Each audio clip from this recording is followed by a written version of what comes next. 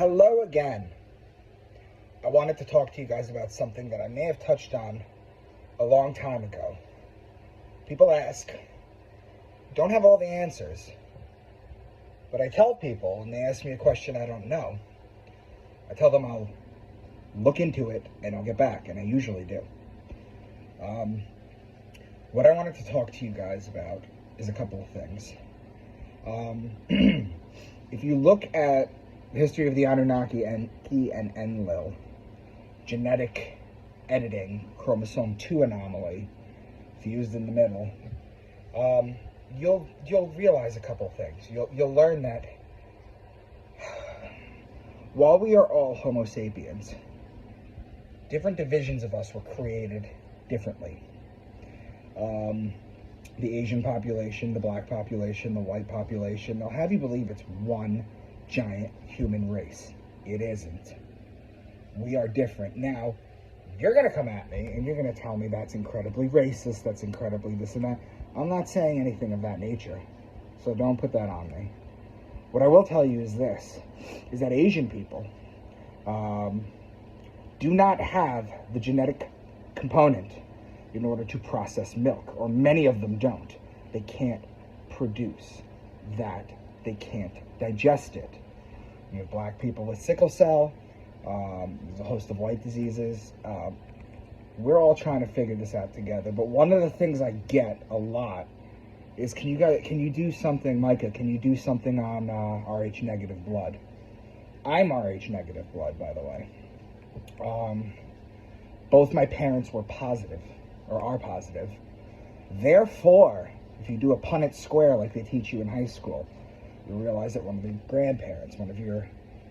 grandparents or great-grandparents had to have Rh negative blood. It got passed down. Now, I've looked into Rh negative blood, and I know a lot of you have too, and there's not a lot of answers out there. There's not. Could it be a genetic bloodline? Could it be what the elites are trying to keep by inbreeding with each other? Could it be that? To the best of my ability, from what I have found, it seems to me that while the topic of evolution was dreamt up in Darwin's mind, who constantly in his journals had bad days and would say how he wasn't sure about what he was talking about and that he felt he was a fraud, and then he went and fucked his cousin. Talking about evolution, right?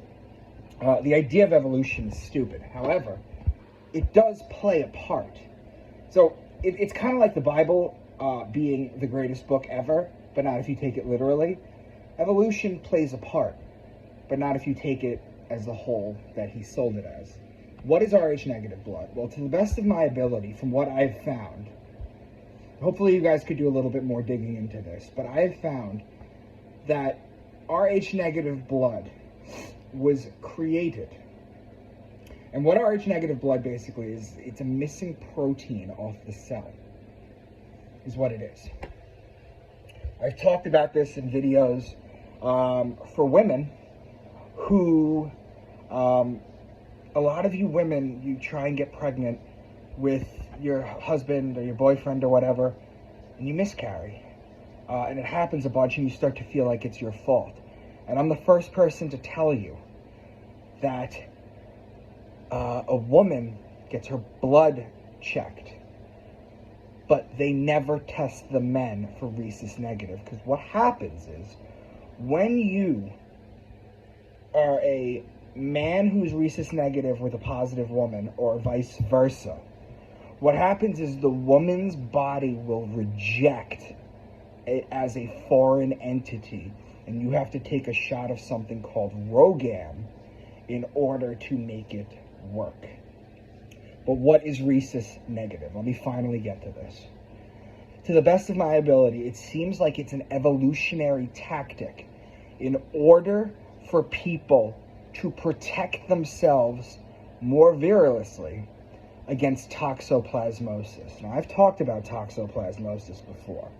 In my 4th book, if you guys have read it, you'll understand that they basically give everyone toxoplasmosis.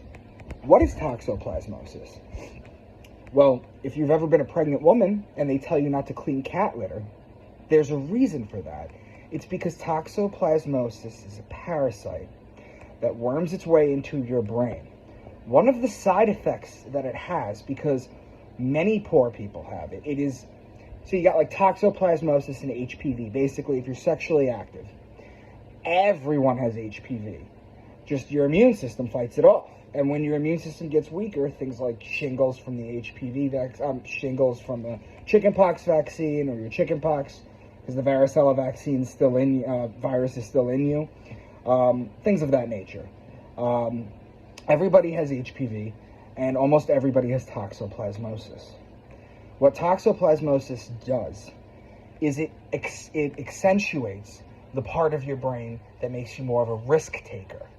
So you'll find a lot of people who, with toxoplasmosis in their mind, motorcycle riders, daredevils, things of that nature, but your body usually fights it off. In fact, when you go to the doctor and you get a brain scan, if they see an active toxoplasmosis in your brain, it's almost a surefire indicator that you're immunocompromised. HIV, things of that nature. But what I found, for the most part, in my research, maybe you guys can talk more about this in the comments, I would love to see a discussion going on, is that rhesus negative blood has evolved.